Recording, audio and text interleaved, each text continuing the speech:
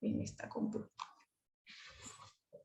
Bueno, buenas tardes a todas y todos. Muchas gracias por asistir a esta conferencia que está organizada por el Grupo de Patrimonio, Memoria e Historia del Centro de Investigaciones en Arte y Patrimonio, dependiente de CONICET y de la Universidad Nacional de San Martín. Bueno, agradecemos su presencia y por supuesto de la directora del CIAP, Sandra Cid, y también, bueno, de todos los asistentes. Queremos darle una súper cordial bienvenida a Olivia Wolf, que por supuesto es una investigadora de la casa. Ella hace parte de este grupo de Patrimonio, Memoria e Historia ya desde hace un par de años que iniciamos, y bueno, quisimos invitarla para hacer esta conferencia, que es un trabajo que viene haciendo ya desde su tesis doctoral, estas relaciones, ¿no?, entre Oriente y América Latina, y bueno, teníamos también mucha expectativa de conocer este nuevo avance que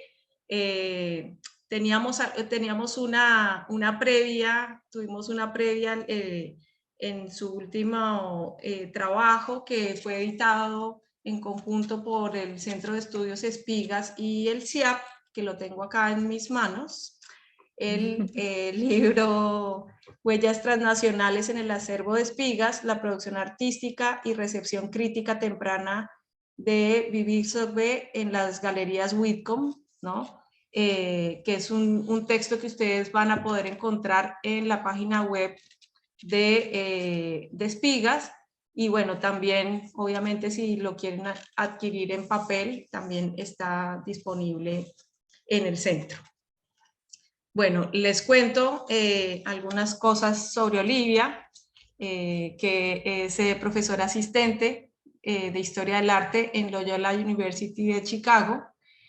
Su docencia e investigación toman una perspectiva global con énfasis en su área de especialización primaria, que es el arte y la arquitectura latinoamericanos, como les decía antes, y su área secundaria en el arte y la arquitectura de Medio Oriente.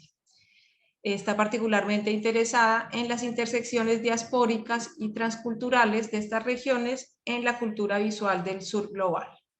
Su trabajo ha sido apoyado por una beca Fulbright, Hayes, y por la Society of Architectural Historians, entre muchas otras.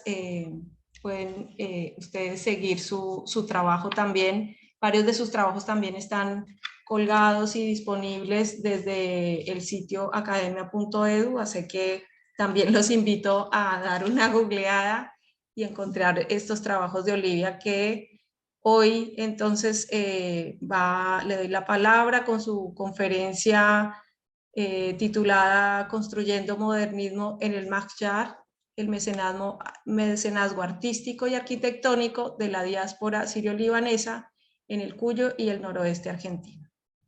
Bueno, Olivia, muchísimas gracias por estar acá y te dejo la palabra.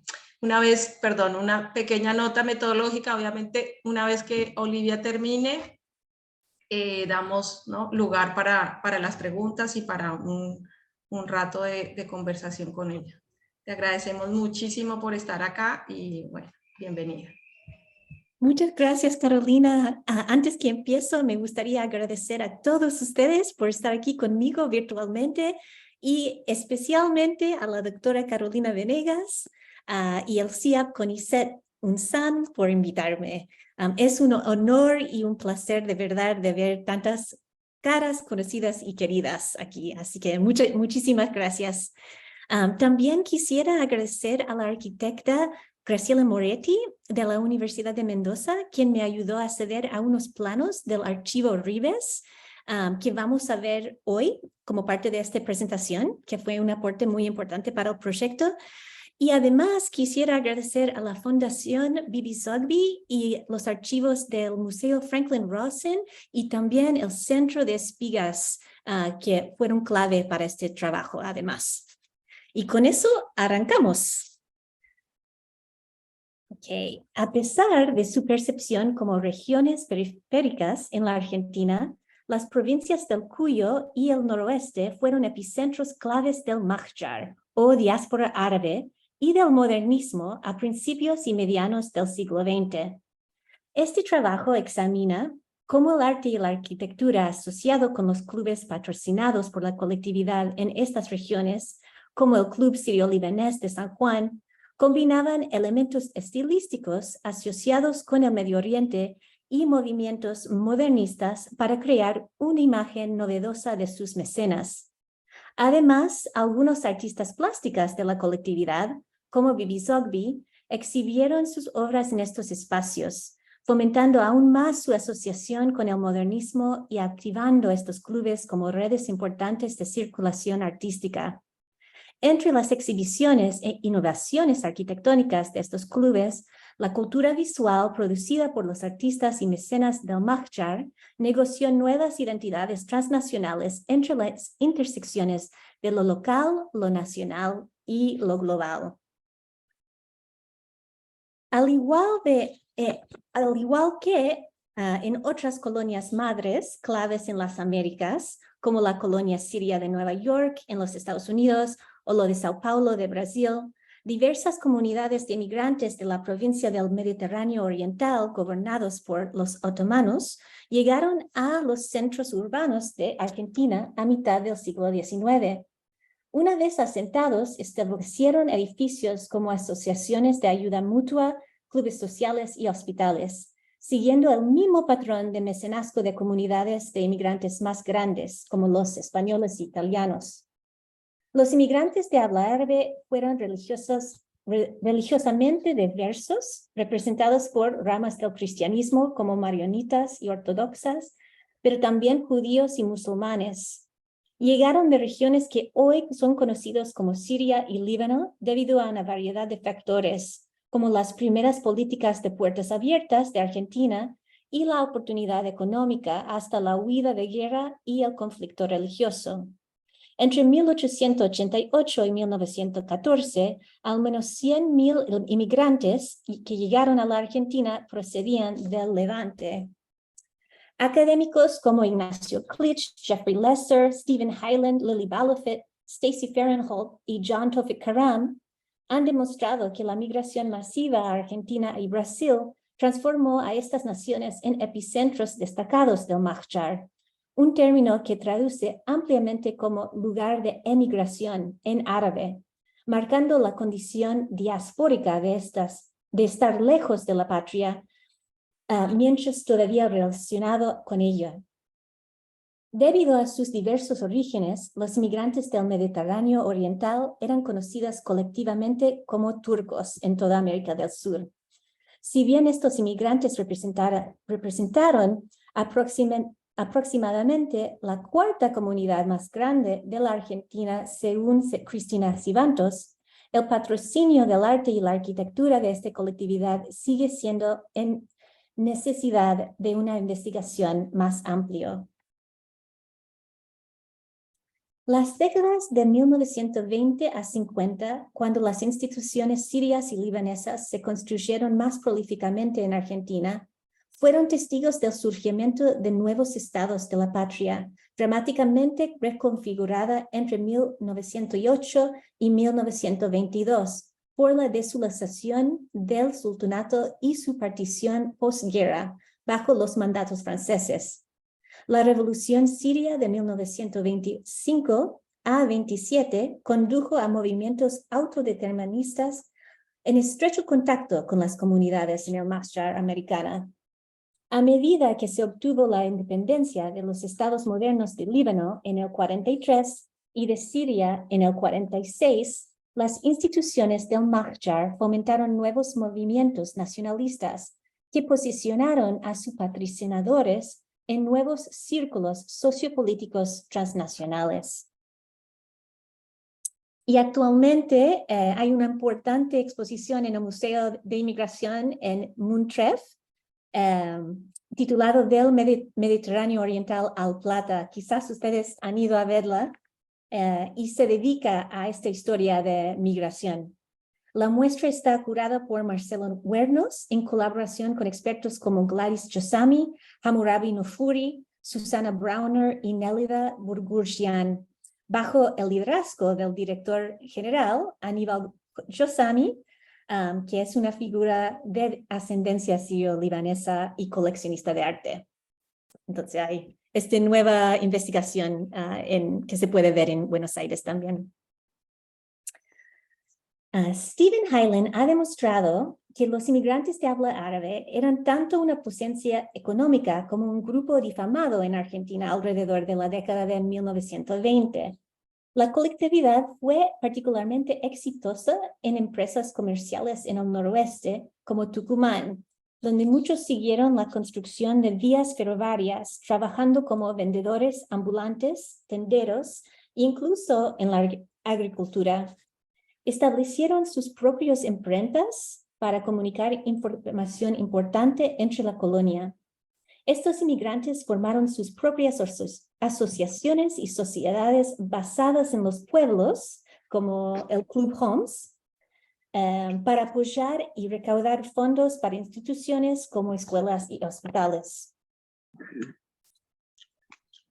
Los clubes de la diáspora del Cuyo y el noroeste de Argentina, como el Club Sirio-Libanés de San Juan y las sociedades sirio-libaneses de Jujuy y Tucumán, fueron en gran parte encabezados inicialmente por sociedades de jóvenes que tenían nacientes sentimientos nacionalistas con respecto a sus países de origen y que buscaban simultáneamente a impulsar los árabes argentinos al panorama sociopolítico.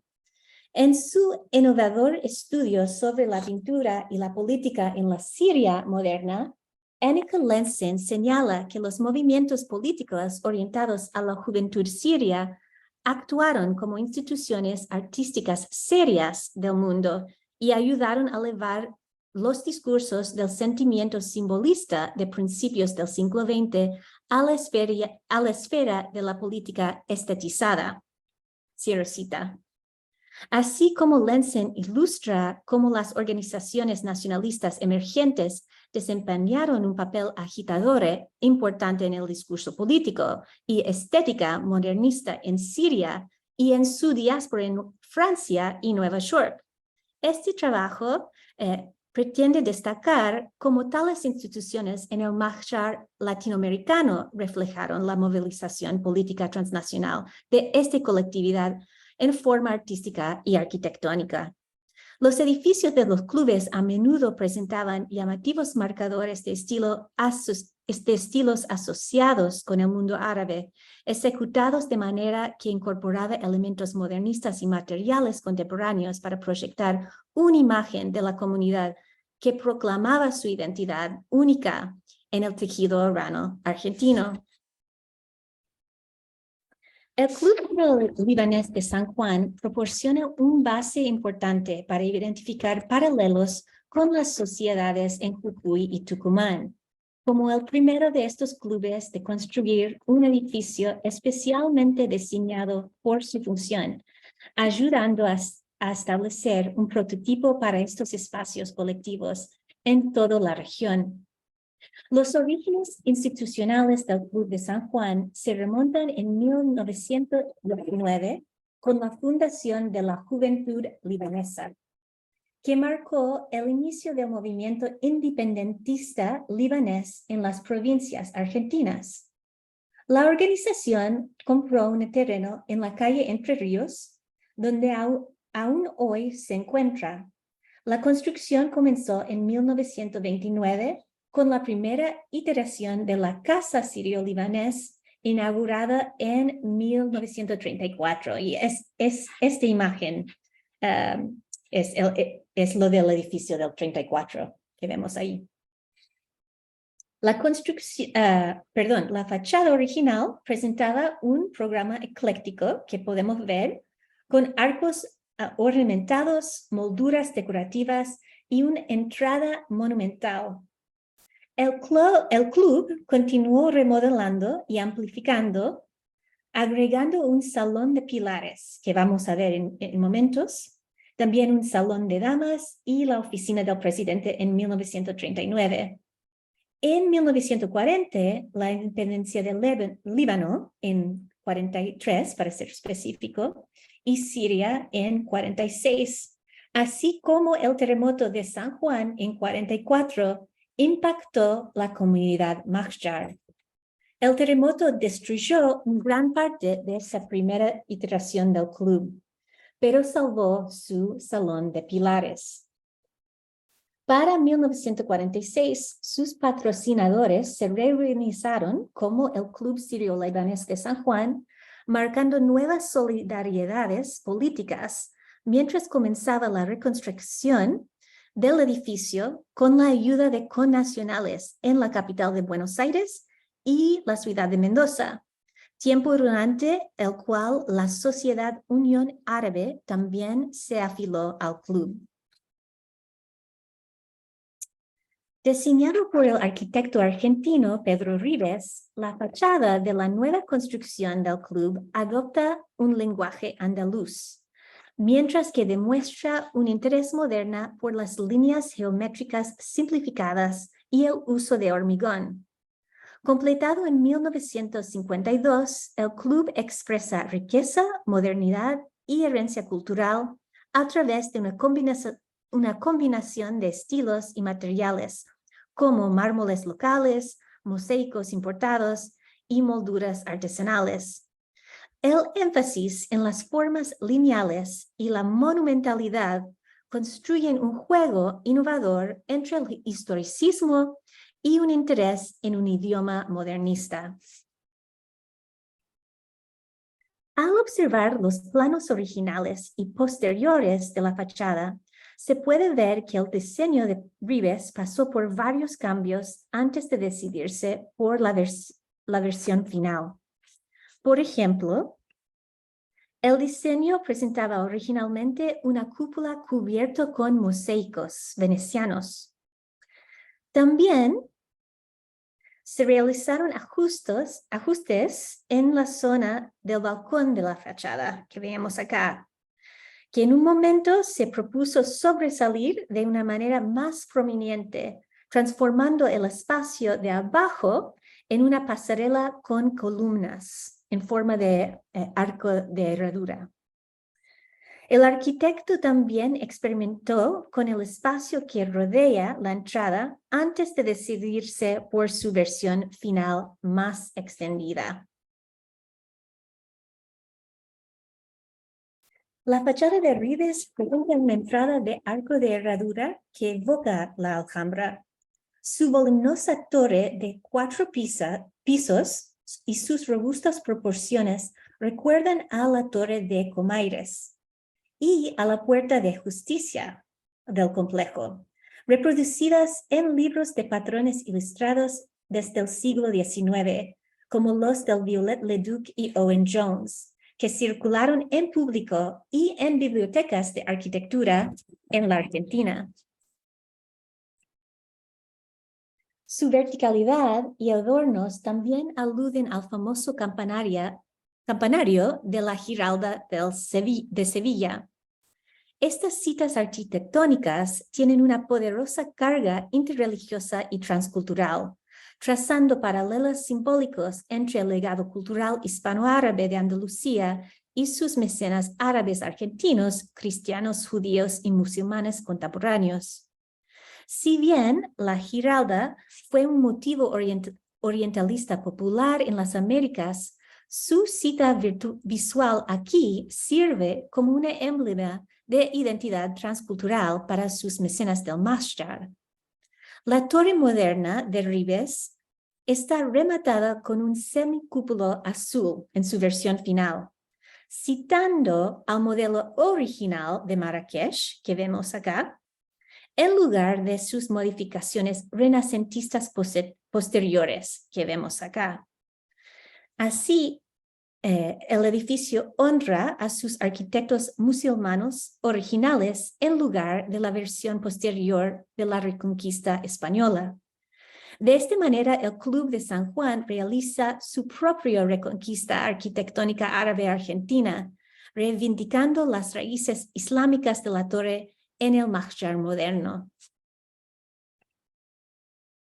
Junto con sus arcos de herraduras simplificados, Ribes también difundió diseños de arabescos en la fachada, que podemos ver acá, imitando el estuco tradicional en hormigón en la entrada. Sus alas horizontales tienen ventanas en formas de ojo de cerradura, balcones enrejados y tejas de terracota, ligadas a las tradiciones almohades y nazaríes, mientras que la pequeña antecámara de la entrada está decorada con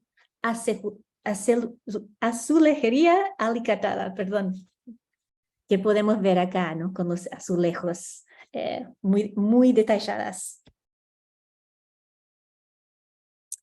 La planta del edificio también sugiere una inspiración estructural de la Alhambra, con su torre de entrada paralela a la posición de la torre de Comaires, de la que emergen las instalaciones, los patios y las terrazas del conjunto como alas de izquierda y derecha a lo largo del eje central.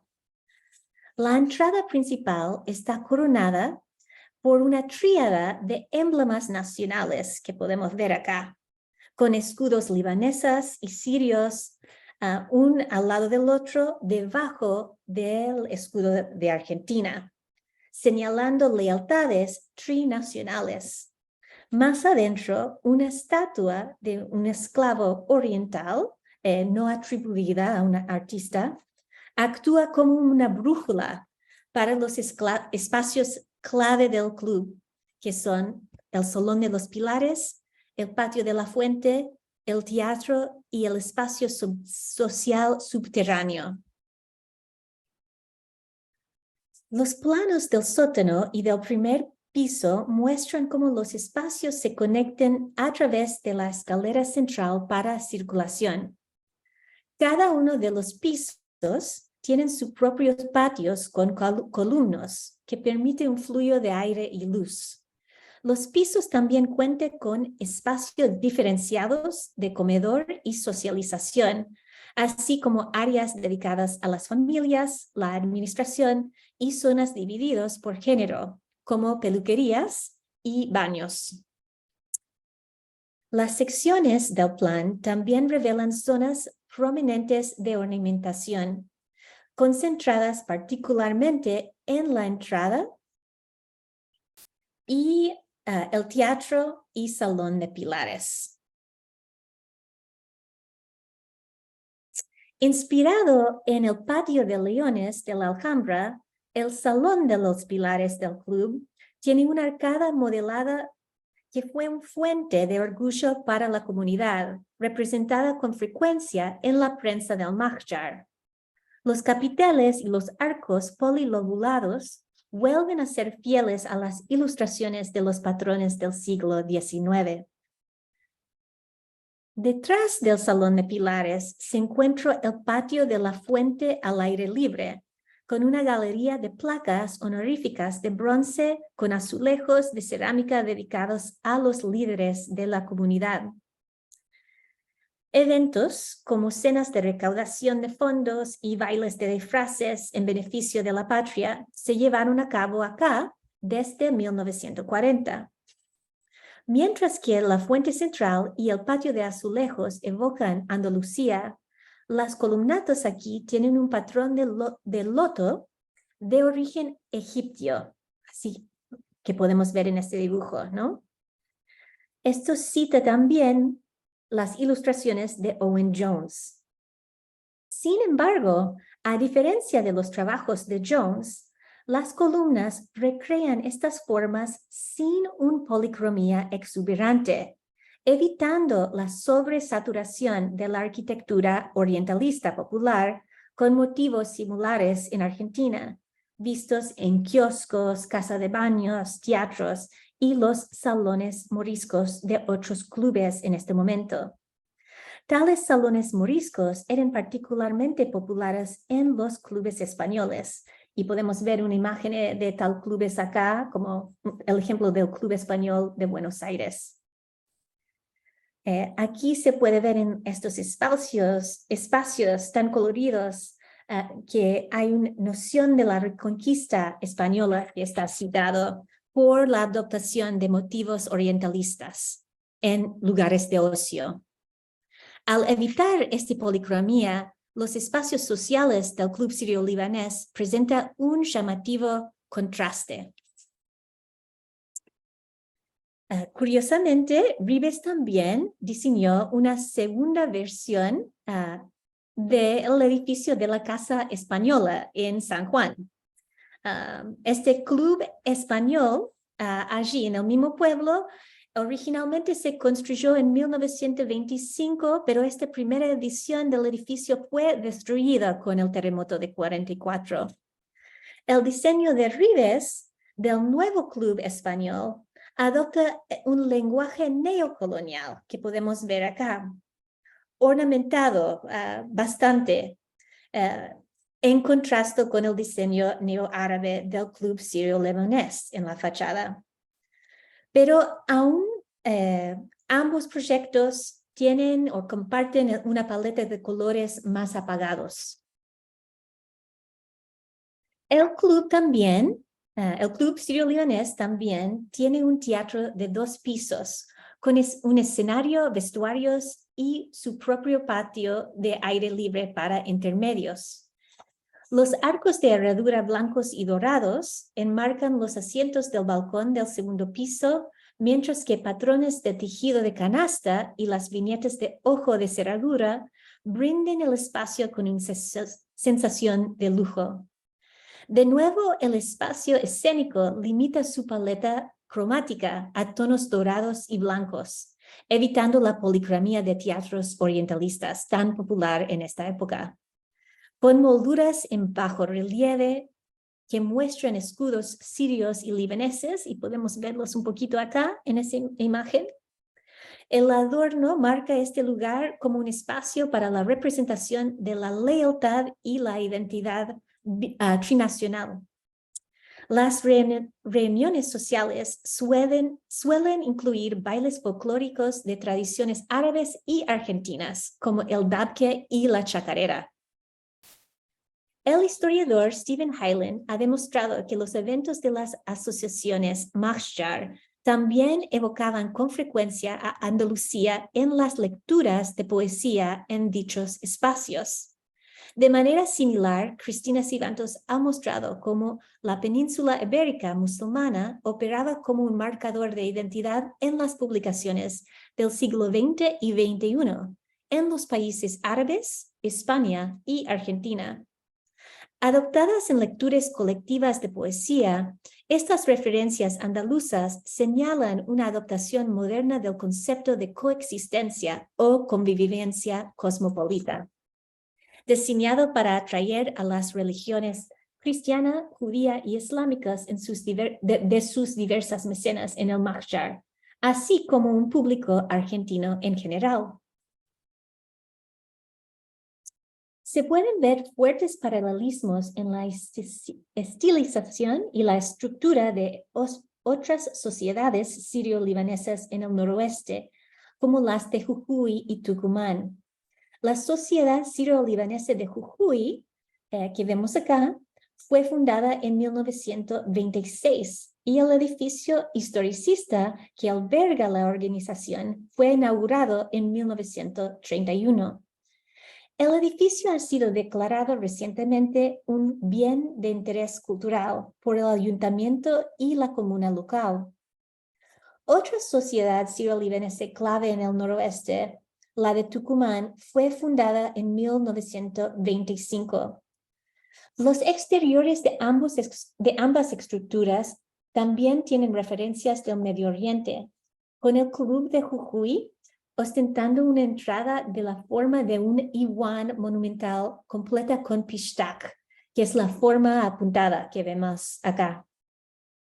Mientras que el de Tucumán adopta un estilo modernista con ornamentación bicolore de ladrillos rojo y blanco en su fachada.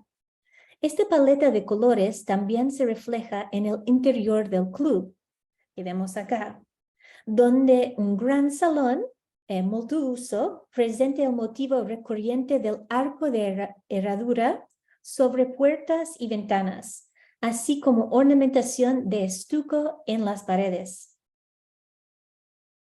Los motivos de arco de herradura también aparecen en el interior de la sociedad de Jujuy, donde el salón árabe del edificio es paralelo al Salón de los Pilares de San Juan.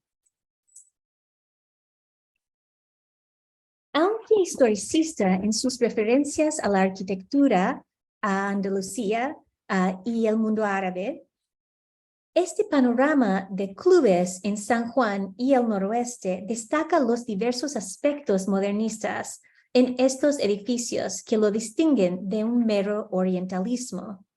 Los elementos modernos incluyen el uso de columnas que citan los pilotes corbusianas, o sea, su forma simplificada es una forma más moderna, así como el empleo de la planta libre en grandes espacios como el subterráneo del Club Sanjuanino. Además, los múltiples patios abiertos del club actúan en el papel del jardín de la azotea corbusiana, brindando un acceso a espacios verdes. Y el énfasis en las fachadas de la verticalidad y la horizontalidad, igual que su uso de materiales modernos como hormigón y ladrillo, también expresa un interés modernista. De hecho, el edificio también se puede considerarse un ejemplo clave de arquitectura diaspórica.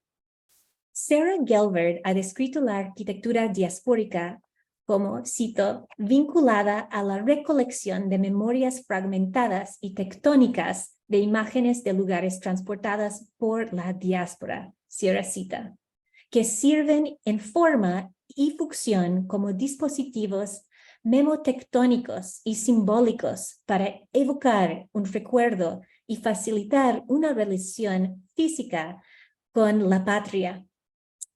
Al recordar táctilmente estas formas estéticas de Andalucía y sus raíces más profundas en el Medio Oriente, el sitio activa memorias culturales y sirve como un vehículo para el reencuentro cultural áptico para las nuevas generaciones de la diáspora en Argentina. Además de hacer referencia arquitectónica a la herencia multirreligiosa del Medio Oriente, los clubes sirio-libaneses también promovían los artistas árabes argentinos. Bibi Zogby nos brinda un importante caso de estudio. Zogby emigró a Argentina desde la ciudad libanesa de Sahel Alma en 1907. La artista encontró una temprana fuente de apoyo en el Club Sanjuanino, que aún hoy exhibe sus obras.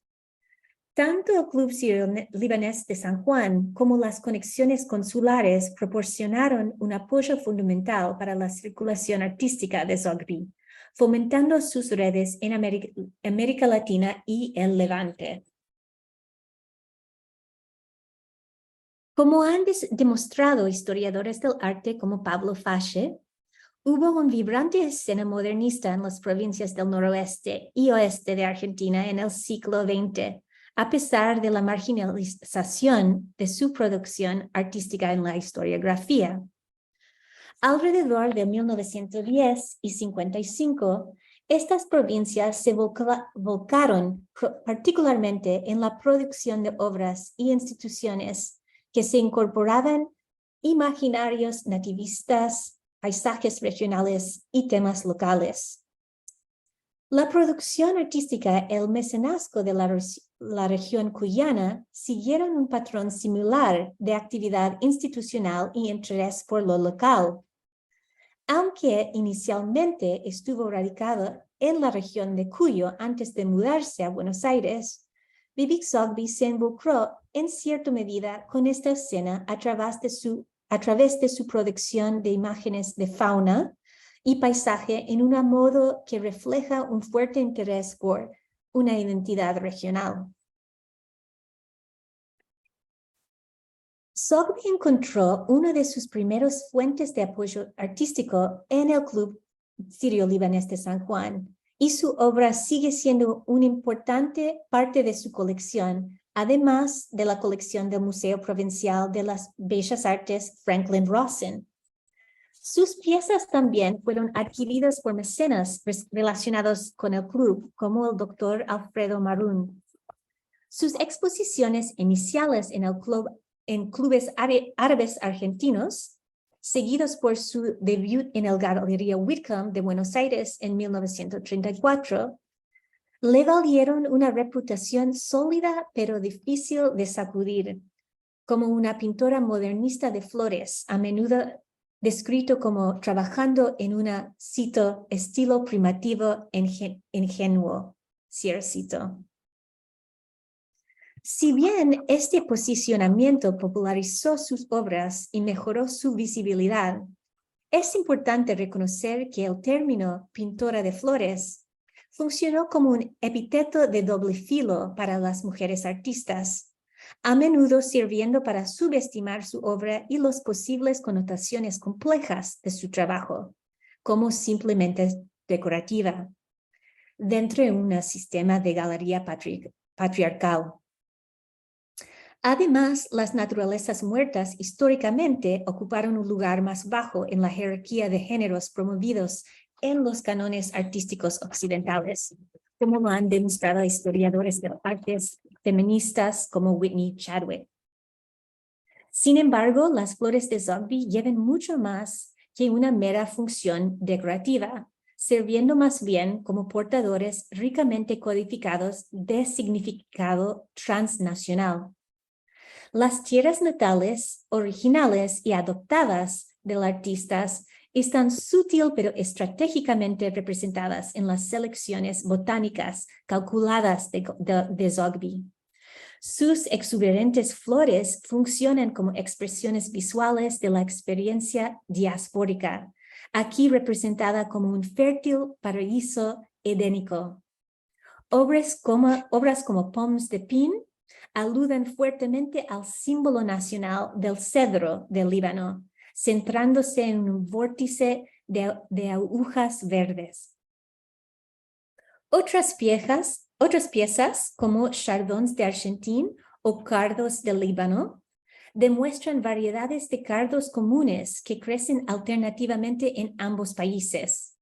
La elección del cardo destaca la noción de resistencia en juego en el tema botánico de Zogby, como una abundante flor que prospera en suelos adversos, con raíces fuertes y espinas protectoras. Zogby convirtió estas plantas cotidianas endémicos tanto a su tierra natal original como de su tierra adoptiva una y otra vez como un motivo favorito, entretejiendo una narrativa de experiencia vivida sur-sur entre sus lienzos. Los críticos de artes leen con frecuencia su audaz énfasis en motivos vegetales, como inspirados en las tradiciones artísticas árabes o islámicas, que de hecho se han involucrado con el follaje paradisíaco desde la antigüedad. Los ramos de flores cargados cinéticamente del artista exuden una energía fascinante a través de sus marcas caligráficas, ejecutada en un cruzamiento hipnótico de tallos y hojas entrelazados. En 1947, Zogby viajó a su lugar de nacimiento y el año siguiente realizó una exposición individual en el prestigioso Cenacle libanés, una importante asociación intelectual y diplomática que desempeñó un papel clave en la construcción de identidad libanesa, tras el surgimiento del nuevo Estado en 1946. En ese punto, su trabajo ingresó al Museo Nacional Libanesa, recibiendo la Medalla de Honor Libanesa del Cedro, y fue celebrado por Charles Corms, un importante filántropo y escritor libanés. Korn financió en gran medida el nuevo Museo Libanesa, publicando él mismo varios ensayos y un catálogo dedicado a la obra de Bibi.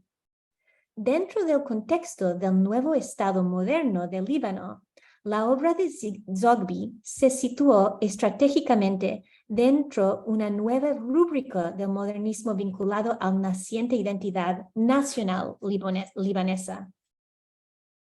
Al observar el marco nacional del trabajo de Zogby en su tierra natal, es claro que las redes curatoriales y de clubes entre Argentina y el Levante no solo ayudaron a hacer circular su trabajo, sino que también trabajaron para reconstruir el canon y historiografía del arte libanés moderna al nivel mundial, retigiendo los discursos dominantes de la producción creativa más allá que las divisiones entre Oriente y Occidente en un tapiz de redes artísticas globales. Este resumen de la obra de Zogby y su circulación entre los clubes sirio-libaneses ha buscado establecer una mayor comprensión de las poderosas dimensiones diaspóricas del modernismo. En conclusión, he buscado demostrar las contribuciones creativas en el arte y la arquitectura de la diáspora árabe en la arquitectura moderna, con énfasis en las regiones de Cuyo y el noroeste. Los estilos arquitectónicos y las redes de solidaridad de los clubes sirio-libaneses en las provincias como San Juan, así como el trabajo de artistas plásticas como Bibi Zogby, que circularon dentro de ellos, se revelan como vehículos críticos para la representación colectiva y transnacional. A pesar de su percepción como periféricos, los clubes y artistas árabes argentinos juegan un papel central en el mahjar y la cultura argentina, ubicados en el epicentro de los debates internacionales y la modernidad entre América Latina y el Levante. Muchas gracias. Quisiera de nuevo solo agradecer todos ustedes por su atención y estas instituciones por toda la ayuda que me aportaron con los archivos. Muchísimas gracias, Olivia. Súper claro y muy interesante esta conferencia que nos has ofrecido.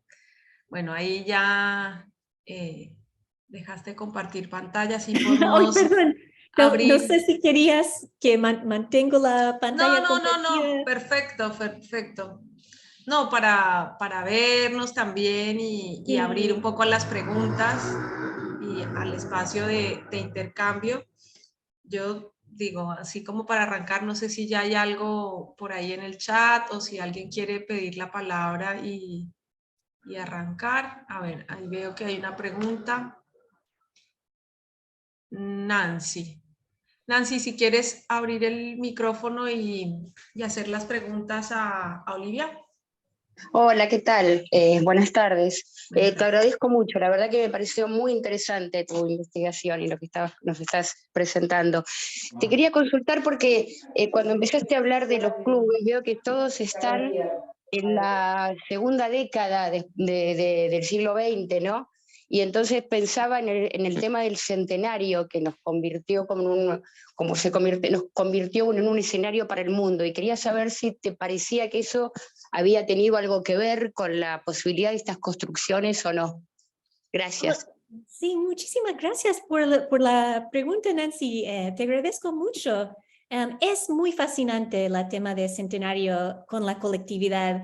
Es interesante que justo en esta época de los 20, podemos ver que en el Medio Oriente estos países están cambiando bastante, ¿no? Están saliendo del Imperio Otomano y están empezando a luchar para tener sus propios países.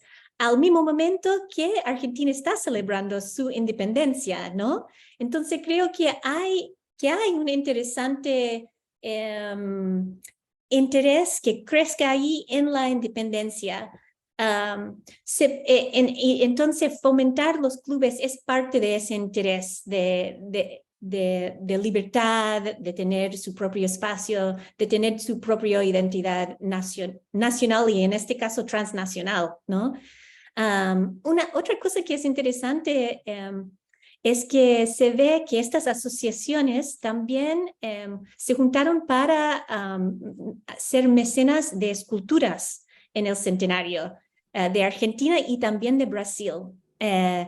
Y se puede ver otros ejemplos de monumentos construidos de la colectividad para celebrar la independencia de las naciones adoptadas en países como Chile también. O sea, hay un patrón por toda América Latina en marcar los centenarios de Argentina y también marcar la identidad que está cambiando en estas décadas de las 20, 30 y 40 en este momento.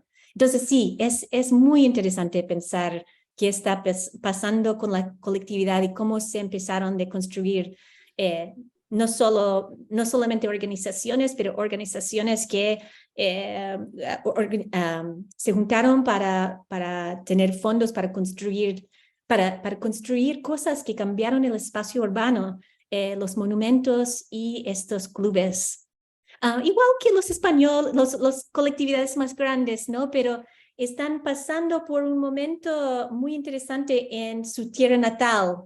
Entonces, creo que a veces la colectividad siro-libanesa es un poco sobrepasado en las historias de arte o de historiografía en general, porque son identidades que se pierden un poco porque su forma de identificarse cambió mucho de otomano a turco, a sirio y libanesas en estas décadas.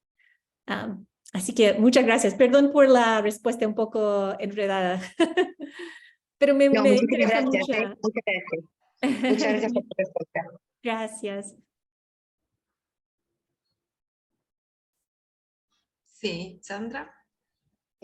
No, bueno, Olivia, muchas gracias. Tenía dos preguntitas en realidad. No sé si lo mencionaste porque en algún momento me tuve que ir, pero dos cosas. Uno en relación a los estilos arquitectónicos, ¿no? Y vos señalaste con todas digamos, las características que tienen que ver con sus orígenes y bueno, y esto, en realidad mi pregunta era si ves si hay algo alguna particularidad de este tipo de construcciones o de esta arquitectura en el territorio argentino, ¿no? que interactúe de alguna manera con la producción local y que lo diferencia a lo mejor de quizás las comunidades sirio-libanesas de Brasil o de otros lugares, ¿no? En este sentido, no sé si esto lo mencionaste.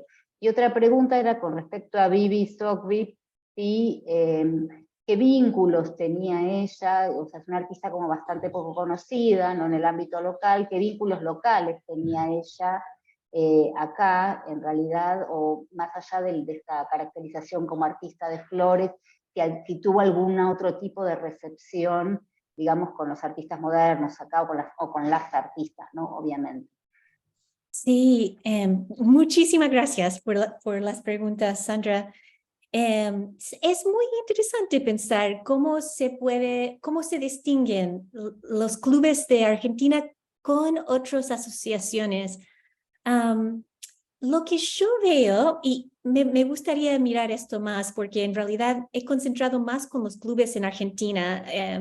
He hecho trabajos comparativos entre las esculturas del centenario entre países como Brasil y Chile, pero no con los clubes todavía. Y creo que es una excelente pregunta porque hay un vasto rango de clubes que se puede ver en Brasil. Sao Paulo tiene algunos clubes, el Club Homs, que es súper modernista, construido después, pero igual que las asociaciones en Argentina se empezaron con edificios existentes primero que eran más chicos y después se fueron construyendo sus propios edificios, pero se construyeron después y eran son bastante más como modernistas en términos de ser hechos décadas después. Creo que los edificios de Argentina se distinguen por ser hecho entre estas décadas de los 20 y 40 y por tener más alusiones a Andalucía, que es interesante. Yo creo que, porque uno puede preguntar, ¿por qué estas sociedades sirios y libaneses van a mirar hacia Andalucía para construir sus clubes? Pero es claramente así porque citan como el Torre de Comaires, como citan edificios específicos de Andalucía. Y también leían poesías adentro de este club, aludiendo a Andalucía. Entonces, hay algo ahí que creo que está tratando de manejar el nacionalismo argentino que está creciendo a ese momento. Entonces, aunque tengo que mirar más, yo creo que los clubes de Argentina se distinguen por enfatizar más Andalucía y creo que es porque hay tantos debates nacionalistas sobre la inmigración en este momento, que usar Andalucía como un fuente cultural entre el mundo árabe y Argentina es una forma estratégica para manejar esos debates. Así que muchas gracias por esa pregunta. Creo que la segunda parte de la pregunta tenía que ver con Bibi Zogby en su actividad en Buenos Aires. Sí. Sí, Sus gracias contactos y su contexto. Sí, muchas gracias por preguntar eso, porque en realidad es bastante fascinante la vida de Bibi después que se va de San Juan y se radica en Buenos Aires. Siempre va a viajar de nuevo a San Juan, hace varias exhibiciones por la larga de su vida en San Juan y en otros países, ¿no? Pero cuando se muda a Buenos Aires, ella empieza una relación con grupos artísticos como los artistas de la Boca, que es muy interesante. Ella tiene una relación muy cercana con el artista Quinquela Martín. Algunos dicen que tal vez fue aún romántico, tal vez, esta relación. Pero es difícil probar eso. En realidad tenemos muchos archivos de su relación, muchas cartas escritas entre ellos que demuestran mucho cariño, pero bueno, más allá que eso no sabemos. Pero también estaba vinculada a intelectuales y otros artistas como Raquel Fournier. Fue parte de un círculo de mujeres inmigrantes que también exhibieron juntas y asociaron muchas juntas, se reunieron en su estudio en el paisaje de Seaver. Entonces fue muy activa como socialmente con este grupo. Y después de que se formó parte de este grupo, se fue a fomentar su trabajo artístico en Europa por un tiempo. Se pasa a París, mientras que hay otros artistas argentinas como Horacio Babi ahí también. Forma parte de ese grupo de artistas argentinos en París y después se va a ir a Dakar, a Senegal, y producir obras ahí. De hecho, yo iba a hablar más de esto en la charla hoy, pero tenía miedo que iba a hablar demasiado. Así que enfoqué más en los paisajes y la fauna, la flora argentina, como centrando más en esa producción. Pero tiene una amplia producción y lo que era clave se ve para ella era conexiones consulares y entre clubes. También va a mostrar sus obras en clubes árabes argentinos en Chile y se ve todo ese movimiento en las publicaciones del Mahjar, ¿no? De la colectividad. Entonces sí, tiene una vida muy activa en Buenos Aires y mucho más allá también. Sí, excelente pregunta. Pero también con otros artistas sirio-libaneses en Argentina, ¿Sabes? ¿o no? Tiene algunas relaciones, aunque me hubiera gustaría ver más conexiones. Sé que tenía una relación con Samir Macarías, una amistad. Samir Macarías es un artista de descendencia egipcio, ¿no? Que muda a Buenos Aires, se radica a Buenos Aires y es un fotógrafo muy conocido por dedicarse a sacar fotos del Capital Federal en especial. Pero él también hace retratos de Bibi Zogby. Entonces formaron parte del mismo círculo de artistas. Macarías era más vanguardista, ¿no? que Bibi, que es más modernista, pero eran amigos y él sí se hizo su retrato. Hay otros artistas que mostraron en los clubes como Sultana Nader y Adela Taraf, pero no puedo ver si no encontré nada que mostraba que tenía una relación personal como cartas o retratos o fotografías, como se ve con Quinquela Martín y Samir Macarías. Pero con Macarías sí compartían ese experiencia de haber migrado también del Medio Oriente a Argentina. Los dos eran inmigrantes propios. Ya.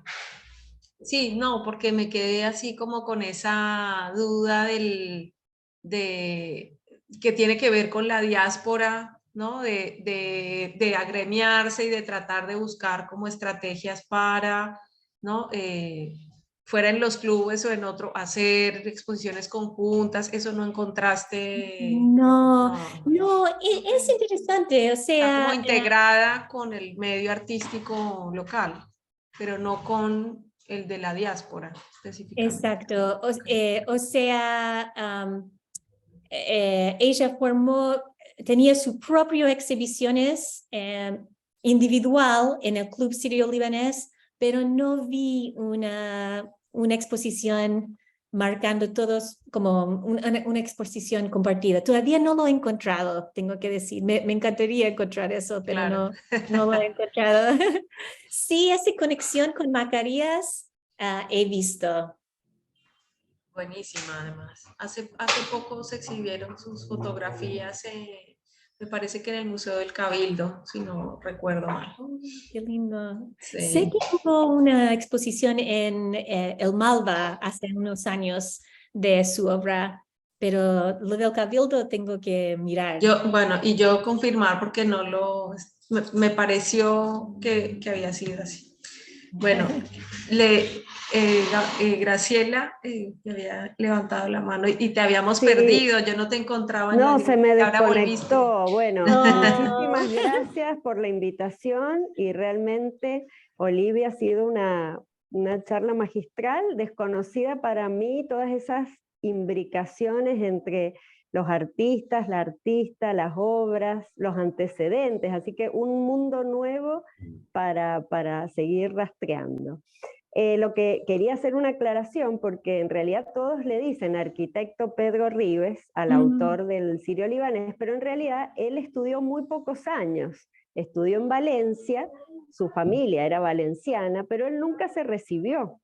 Entonces, él tenía un método muy curioso porque para presentar los proyectos, él siempre tenía que contar o con un arquitecto o con un ingeniero que presentara los planos en las municipalidades.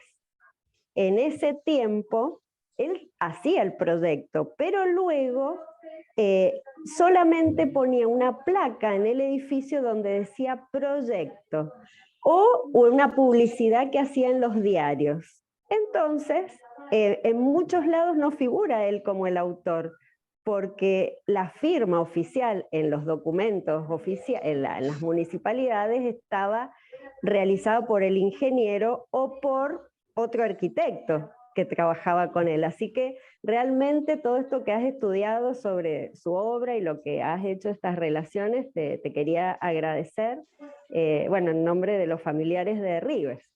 Él murió en el 62, así que recién ahora se está haciendo una revalorización de sus obras. Así que bueno, felicitaciones.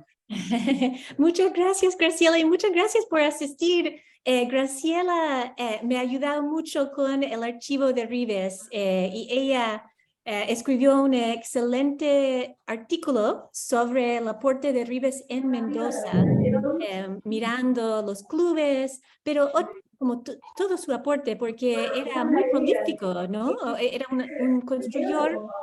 Era un constructor, exactamente. Y lo que más se destacó fue la realización de cines, de teatros, y podríamos decir que en la segunda, el número de su producción pueden estar dados por los clubes.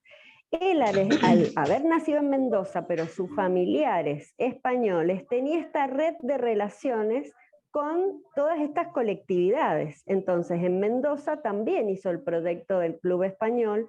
El del sirio-libanés no lo tengo chequeado, que ayer justamente pasé por el edificio y le mandé una imagen a Olivia para que tuviera el del sirio-libanés de Mendoza.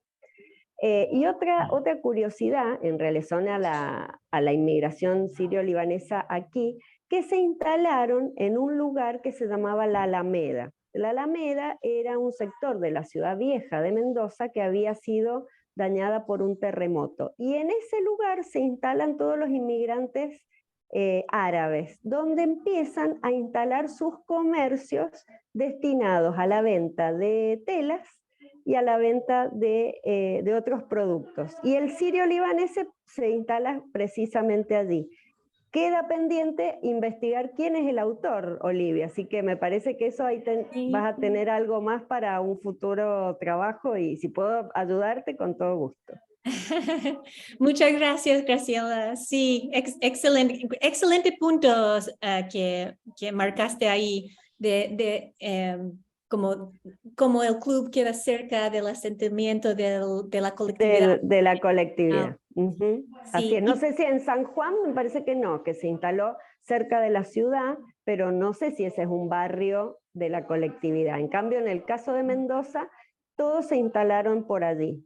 Y está el club y están las tiendas. Sí. Que aquí se le decía, quizás un poco despectivo, la tienda de los turcos. Sí. En la Alameda. Sí, es uno de los desafíos, bueno, como todos los trabajos de las colectividades, ¿no? Que hay tantos ejemplos, en realidad, de los españoles, de los italianos, pero también de los libaneses para mirar. Sí. Sí. Muy interesante, y muy interesante pensar de esas conexiones entre las regiones, ¿no? De Mendoza y San Juan. Y los mendocinos en realidad ayudaron a reconstruir, o sea, aportaron fondos para reconstruir el Club de San Juan. O sea, había una solidaridad muy importante ahí. Sí. Y también muy interesante lo que dices sobre su producción de cine, ¿no? Especialmente pensando que muchos cines en estas épocas, en estas décadas, también eran cines orientalistas, ¿no? Había como una producción de cines o espacio de ocios orientalistas. Entonces, que Ribes obviamente sabía de eso porque construía cines, pero se construyó algo un poco distinto para el Club Sirio-Libanés, es interesante. Y también su propia conexión a España también, cuando uno piensa de las conexiones muy fuertes andaluces que están en el club, eso también es importante pensar que eso también hubiera influido. Aunque el Club Sirio-Libanés y el Club Español se ven muy distintos en la obra de Ribes. Eso es bastante fascinante. Bueno, yo justo te quería preguntar por el archivo, ¿no? Porque vi las fotos del archivo y me pareció que para ti debía ser una fuente maravillosa tener acceso a eso, así que quería preguntarte sobre, digamos, qué otras cosas hay, cuáles son las condiciones de ese archivo, si es privado, si es público, si se está procesando, bueno, como cosas más de ese, porque se ven que... ¿Sería que para mí la pregunta? ¿Para mí la pregunta o para Olivia? Sería para para, Para ti. Ah, para mí, perfecto. Bueno, les cuento un poco. Cuando empecé fue así, la investigación donde doy con Rives fue a través del estudio de los cines. Empecé a indagar sobre el Cine Teatro Mendoza, que también lo había hecho para una familia española. Él siempre trabajó mucho para familias españolas, era muy requerido por la colectividad española. Entonces él desarrolla ese teatro y a partir de ahí, para mí solamente le conocía 2 o 3 obras. Doy con sus descendientes, con el hijo de Rives. El hijo de Rives había estudiado arquitectura, pero tampoco se pudo recibir. Félix Rives ahora tiene 82 años, está un poquito delicado de salud, y entonces cuando lo entrevisté, para él era volver a revivir su historia de hace 50 años, casi 60 años, porque su papá murió en el 62 y no hubo historiadores de la arquitectura o del arte que trabajaran su obra. Entonces, demoró como un año, él me dijo que tenía los planos, que tenía mucho material, los organizó y me los ha traído a mi casa, o sea, yo los tengo en mi casa ahora. La idea es procesarlos y llevarlos al Archivo General de la provincia o a algún archivo de arquitectura. Para mí es una responsabilidad muy grande tenerlo en mi casa, pero él ha confiado en mí porque como estoy difundiendo la obra de su padre, está muy agradecido de esto, de que se le reconozca finalmente, después de 60 años, porque siempre en Mendoza se había dado más valor a los arquitectos o a los ingenieros y no a los constructores. Entonces un poco ese es el desafío. Yo me he presentado ahora en un subsidio, como te contaba el año pasado, Olivia, para poder hacer la digitalización. Las fotos que vos has mostrado, Olivia, las he sacado con mi cámara, no están digitalizados en un escáner. Entonces, para mí sería muy importante poder tenerlos digitalizados con muy buena calidad y bueno, si es posible, ya compartirlos para otros investigadores que tomen estas líneas de investigación asociadas. Quizás yo voy a seguir con el proyecto de constructores, pero otros investigadores de historia del arte o de historias de inmigrantes lo pueden llegar a consultar. Pero sí, estamos en un proceso de sistematización. Buenísimo. Muy bueno, muchas gracias, Graciela. Sí, las imágenes que compartió Graciela eran bastante como clave, ¿no? Para mí, que primero fui a ver el edificio, pero me faltaban los planos, ¿no? Se faltaba esa información. Entonces estoy como muy, pero muy agradecida a Graciela por haber compartido esos dibujos, las imágenes excelentes del edificio, que muestran que ha cambiado bastante, ¿no? De su forma original a su forma final, ¿no? Sí, fue muy interesante eso que comentaste, desde el proyecto a cómo lo materializó. Como yo esa obra no la había estudiado en profundidad, vos has hecho esa mirada ya conociendo la obra y conociendo todo el mundo de los clubes y de esto que explicaste. Así que realmente un aporte muy grande. Y si después de esta charla quizás se la podemos compartir al hijo de Félix Rives, seguramente va a estar muy agradecido, está grabado, o sea que me imagino que será importante que él la pueda ver en algún momento. Sí, sí, estoy súper agradecida por eso. Sería muy lindo compartir con Félix. Y también voy a compartirlo con la Fundación Bibi Zogby, porque ellos también, como viste que también es como un archivo que se creció entre familias y está empezando de como tratar de difundir más sus archivos, sus materiales. Entonces, bueno, es lindo poder ahora con tantas distintas herramientas, ¿no? Con el Zoom y con poder grabar esto y compartirlo con con otros es algo mágico, medio mágico, especialmente como estamos a distancias increíbles, ¿no? No solo entre Estados Unidos y Argentina, pero entre Buenos Aires y Mendoza y San Juan y Jujuy y Tucumán.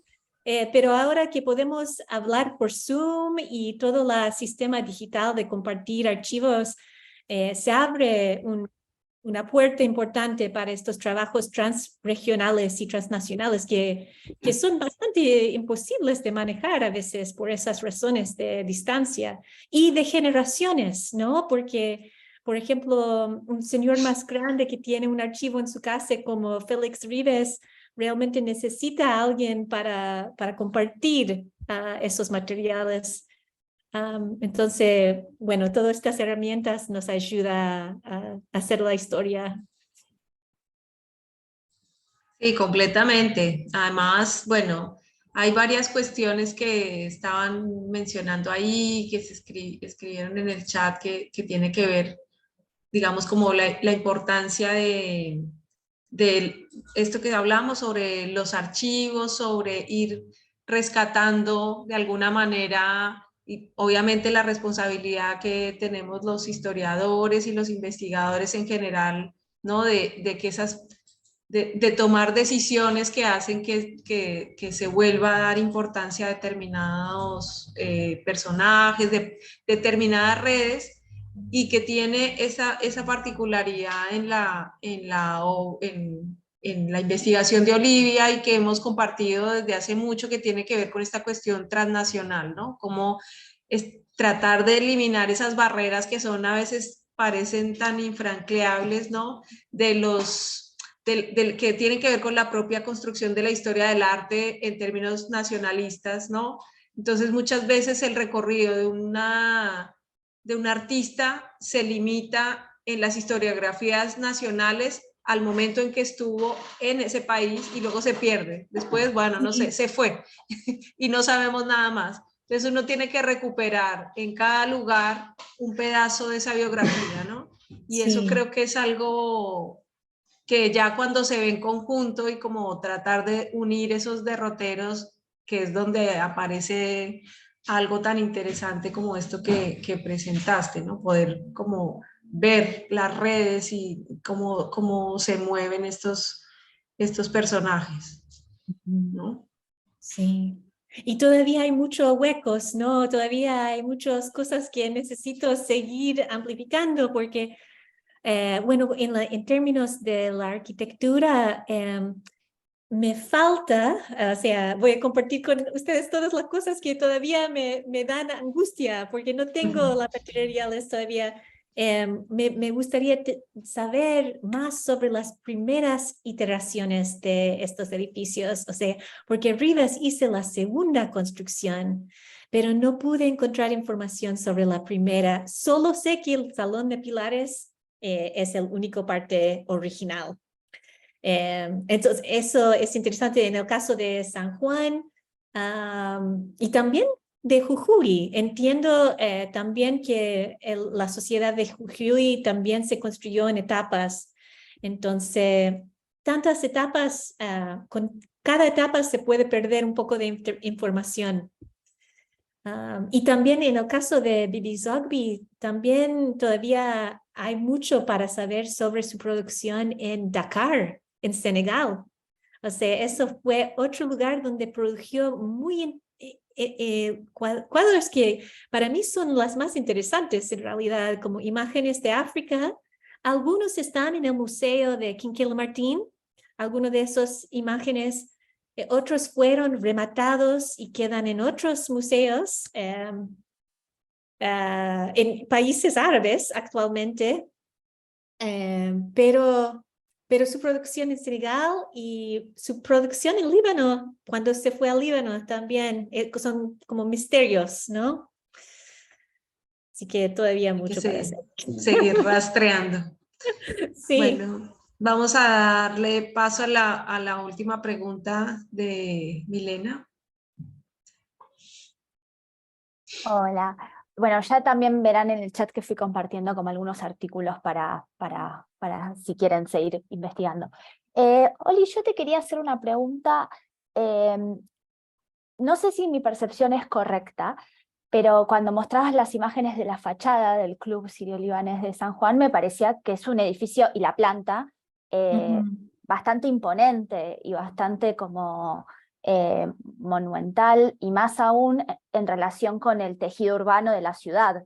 No sé si esto es así, porque la verdad que nunca estuve en San Juan, así que no sé si era un edificio que, una pregunta es si era un edificio que destacaba particularmente, y un poco en relación con eso te quería preguntar si encontraste algo en relación con la recepción de la instalación, de la ciudad de San Juan como un todo, podemos decir, o de algunos, la recepción de la instalación de este tipo de clubes y este tipo de arquitectura en ciudades que tal vez están teniendo sus propios derroteos en relación con establecer una identidad de ciudad o una identidad cosmopolita, o en relación con su inserción en el país o en relación con la provincia. No sé, digo, si encontraste alguna de ese tipo de cuestiones.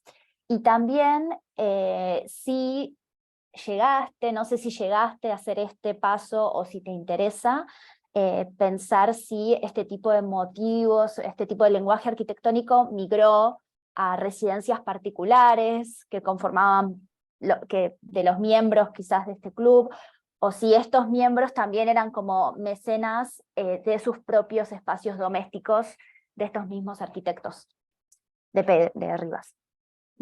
Interesante. Muy buenas preguntas, Mile.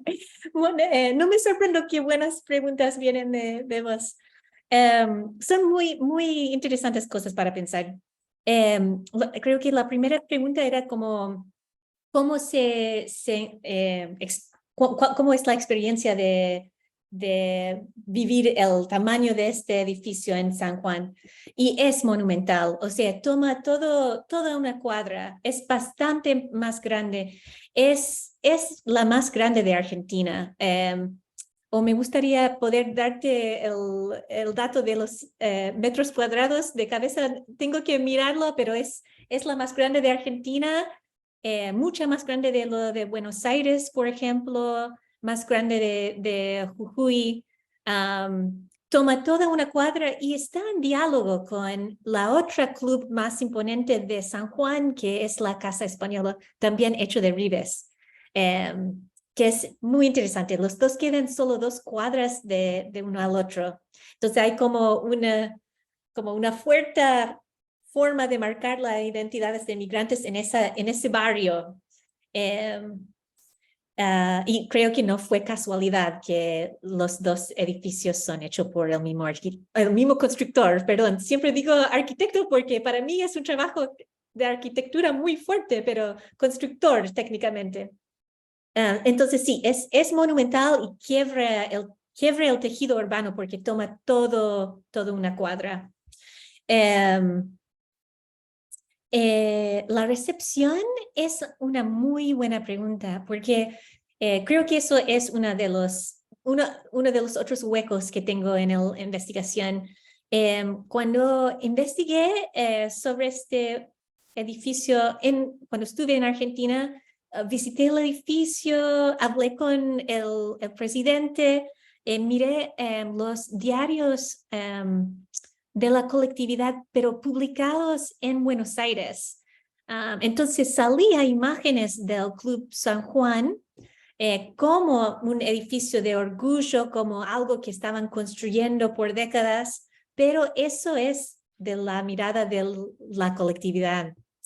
Entonces creo que es interesante, o sea, creo que sería muy interesante mirar tal vez unas revistas o unos diarios de San Juan propio que no he hecho, porque solo miré de los de la colectividad y los que eran impresos en Buenos Aires. Entonces hay una falta de información ahí. No sé si fue bien recibida en su momento, pero diría que actualmente me parece que es muy bien recibido porque fue declarado un sitio de interés. Y creo que la doctora Moretti tiene más información sobre eso. No, eso solamente aclarar que estaba en proceso de declaratoria como monumento histórico nacional, o sea que actualmente tiene una alta valoración. Eso para que quedara claro que sí. Gracias, Que tiene Graciela. valoración. Muchas gracias. Sí, porque sí, ella también trabaja con todo lo de patrimonio también.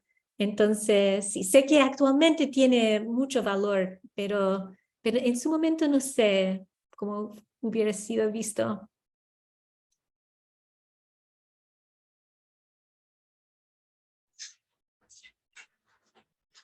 Bueno, muy bien. No sé si hay alguna otra pregunta, comentario, alguna otra cosa que Olivia quieras comentar. Mm. No sé si, Mile, vos tuviste otra parte de esa pregunta al final que olvidé tal vez. Sí, pero Estoy sí. pensando. Si, si, los, si también hay arquitectura doméstica con este tipo de, si lo estudiaste, si recorriste la ciudad y encontraste, es decir, y pensar si estos mismos integrantes de la comunidad y de los clubes hacían sus propias casas con este tipo de fachadas más que nada. Es otra muy excelente pregunta. Y sería muy interesante mirar más sobre San Juan en ese aspecto, tal vez con la producción de Brides, que yo sé un ejemplo de arquitectura doméstica en Argentina que tiene como fuerte mirada histórica, pero que es moderna, se puede encontrar en Salta. Hay una casa que se llama la Casa Chaim, que es de la colectividad en Salta, que es un elegante palacio. Creo que fue construido, si no me equivoco, como a fines de siglo XIX, muy comienzo del siglo XX. No he mirado eso mucho, pero es algo que es bastante interesante. Y sé que en Sao Paulo hay todo un barrio que es hecho por la colectividad de palacios que tiene estos elementos, tiene algunos elementos orientalistas en su residencia. Esos casas actualmente en Sao Paulo son declarados sitios de intereses. Originalmente hubo como 20, pero ahora solo hay 4 de ese barrio. Pero eso es el caso de Brasil. En Argentina conozco el caso de Salta. No sé si hay más casos en el noroeste o en el Cuyo, la zona de Cuyo. Pero es muy interesante pensarlo. No sé, tal vez, doctora Moretti, tal vez conoces algo así de arquitectura residencial. Bueno, es la que escribí ahí en el chat, muy Ah, cerquita del Club Árabe Islámico, la casa del doctor Abid Bol, pero es como si hubieran copiado una mezquita, o sea que no es una reinterpretación de la cultura islámica, sino es una copia fiel de una fachada de una mezquita, que es algo para el barrio muy llamativo, pero es una casa que se hizo en 1970 aproximadamente, o sea que es una casa contemporánea, pero el propietario, que era el doctor Abid Bol, quiso tener una réplica de una mezquita. súper fascinante. ¿Y él era de la colectividad o no sé?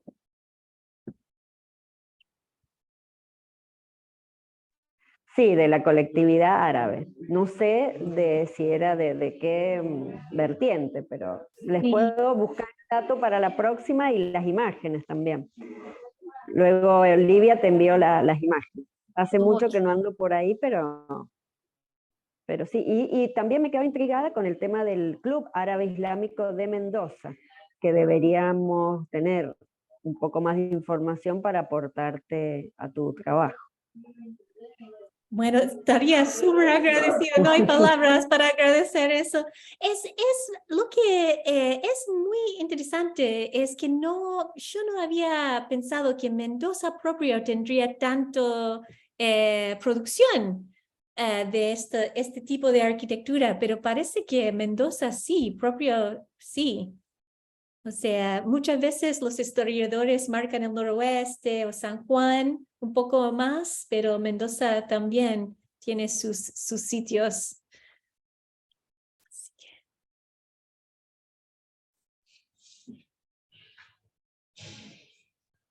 Muy bien.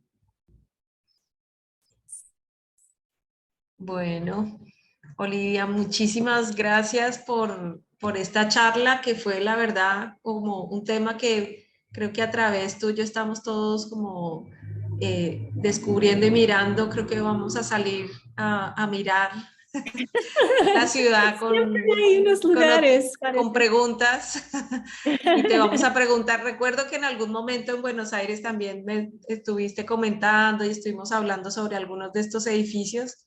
Así que, bueno, muchísimas gracias. Para los interesados ahí, Milena, que es la coordinadora de nuestro grupo de patrimonio, también estuvo compartiendo varios de los textos que fueron mencionados, así que nos quedamos todos así con la tarea pendiente de avanzar. Y bueno, muchísimas gracias, Oli, y bueno, hasta la próxima. Sí, Muchas gracias muchísimas a todas gracias. y a todos por su presencia.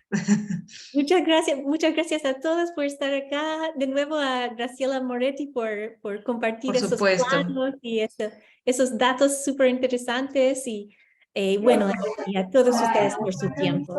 Muchísimas gracias. Un No hay honor, un palabras para honor. agradecerles bastante. Muchas Muchas gracias. gracias, muchas gracias. Hasta la próxima.